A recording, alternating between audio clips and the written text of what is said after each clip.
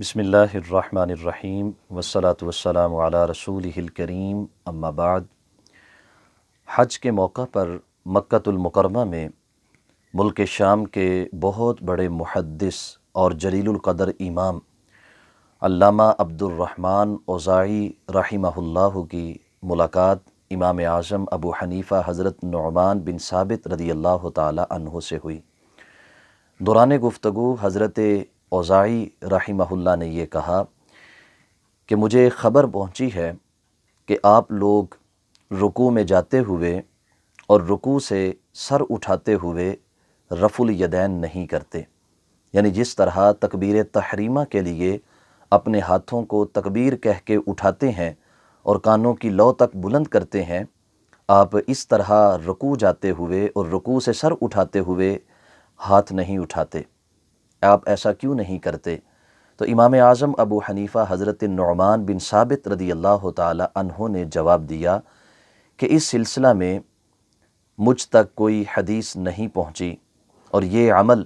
میرے آقا صلی اللہ علیہ وسلم کی کسی صحیح حدیث سے ثابت نہیں ہے، اگر یہ ثابت ہوتا تو میں ضرور اس پر عمل کرتا۔ تو امام اوزاعی رحمہ اللہ نے فرمایا کہ کس طرح آپ یہ کہتے ہیں کہ اس پر کوئی صحیح حدیث نہیں ہے، جبکہ مجھے خود حضرت امام زہری نے روایت کیا ہے۔ حضرت امام زہری سے حضرت سالم نے روایت کیا ہے، اور حضرت سالم نے حضرت عبداللہ بن عمر رضی اللہ تعالی عنہما سے روایت کیا ہے کہ پیارے آقا صلی اللہ علیہ وسلم رکوع میں جاتے ہوئے اور رکوع سے سر اٹھاتے ہوئے رفع الیدین کیا کرتے تھے۔ امام اعظم ابو حنیفہ حضرت نعمان بن ثابت رضی اللہ تعالی عنہ نے سن کر جواب ارشاد فرمایا کہ مجھے حضرت حماد بن ابی سلیمان نے بیان کیا۔ حماد بن ابی سلیمان نے حضرت ابراہیم نخعی سے روایت کیا، ابراہیم نخعی نے حضرت علقمہ سے روایت کیا، اور حضرت علقمہ نے صحابی رسول حضرت عبداللہ بن مسعود رضی اللہ تعالی عنہ سے روایت کیا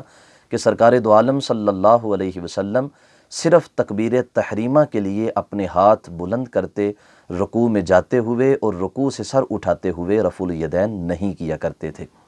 حضرت امام اوزاعی رحمہ اللہ نے یہ سن کر کہا کہ میں آپ سے حضرت زہری کی روایت کرتا ہوں، حضرت زہری حضرت سالم سے، حضرت سالم عبداللہ بن عمر سے روایت کرتے ہیں، اور آپ میرے سامنے حماد بن ابی سلیمان، اور حماد بن ابی سلیمان جو ہیں وہ ابراہیم نخعی سے، ابراہیم نخعی علقمہ سے، علقمہ عبداللہ بن مسعود سے روایت کرتے ہیں۔ گویا حضرت امام اوزاعی رحمہ اللہ اپنی سند کے علو کی وجہ سے، یعنی قریب ترین واسطوں کی بنیاد پر اس حدیث کو بطور حجت پیش کر رہے تھے۔ تو امام اعظم ابو حنیفہ رحمہ اللہ نے یہ کہا کہ آپ علو سند کی بات کرتے ہیں، اگر دین میں سمجھداری کی بات کی جائے تو حضرت حماد بن ابی سلیمان امام زہری سے بڑھ کر دین کی فقاہت والے ہیں، اور حضرت ابراہیم نخعی حضرت سالم بن عبداللہ سے بڑھ کر دین کی سمجھ رکھنے والے ہیں، اور حضرت علقمہ بن قیس دین کی فقاہت کے اعتبار سے حضرت عبداللہ بن عمر سے بڑھ کے ہیں۔ البتہ حضرت عبداللہ بن عمر مرتبہ میں، مقام میں افضل و اعلیٰ ہیں، کیونکہ وہ میرے آقا صلی اللہ علیہ وسلم کے صحابی ہیں۔ پھر حضرت عبداللہ بن مسعود رضی اللہ تعالی عنہ کی علمی برتری تو سب پر واضح ہے۔ جب حضرت امام اعظم ابو حنیفہ نے اپنے روات کے دین کی فقاہت کے اعتبار سے جب بات کی، تو حضرت امام اوزاعی رحمہ اللہ چونکہ ان باتوں کو سمجھنے والے تھے، انہوں نے بجائے لڑنے کے، بجائے اس پر مزید بحث و تمحیص کرنے کے، حضرت امام اوزاعی رحمہ اللہ نے خاموشی اختیار کر لی، اور انہوں نے اس بات کو تسلیم کر لیا کہ امام ابو حنیفہ حضرت نعمان بن ثابت وہ اپنی رائے پہ عمل کرنے والے نہیں، بلکہ میرے آقا صلی اللہ علیہ وسلم کی حدیث پہ عمل کرنے والے ہیں۔ اور یہ انداز ہے محدثین کا، یہ انداز ہے اہل حدیث کا، کیونکہ ایک سچا اہل حدیث کبھی متعصب نہیں ہو سکتا، متشدد نہیں ہو سکتا، کبھی بھی وہ ضدی اور ہٹ درم نہیں ہو سکتا، کیونکہ اس کا دعویٰ ہے کہ میں اپنی زندگی نبی مہربان صلی اللہ علیہ وسلم کی حدیث کے مطابق گزار رہا ہوں، اپنی عبادات میں، اپنے اعمال میں، آقا کونین صلی اللہ علیہ وسلم کی حدیث پہ عمل پیرا ہوں، تو جب اس کے سامنے سند صحیح کے ساتھ حدیث آ جاتی ہے تو پھر اس کے لیے انکار کی کوئی گنجائش نہیں رہتی۔ یہی وجہ ہے کہ رفع یدین نہ کرنے کے لیے جب امام اعظم ابو حنیفہ نے صحیح حدیث کو پیش کیا، اور وہ حدیث کہ جس کے روات افقہ فی الدین تھے، وہ حدیث کہ جس کے راوی اپنے مقابل روات کے علم کے اعتبار سے بڑھ کر تھے، تو حضرت امام اوزاعی رحمہ اللہ نے اس کو تسلیم کر لیا۔ احباب ذی وقار، جہاں تک رفع الیدین کرنے کا اور نہ کرنے کا معاملہ ہے، تو اکثر حضرت عبداللہ بن عمر رضی اللہ تعالی عنہما کی صحیح بخاری کی ایک حدیث کو پیش کیا جاتا ہے، جبکہ حضرت امام بخاری رحمہ اللہ کے استاد محترم حضرت امام حمیدی اپنی مسند میں جلد دوم صفحہ 277 کے اوپر حضرت سفیان بن عیینہ سے روایت کرتے ہیں۔ حضرت سفیان بن عیینہ حضرت امام زہری سے روایت کرتے ہیں۔ امام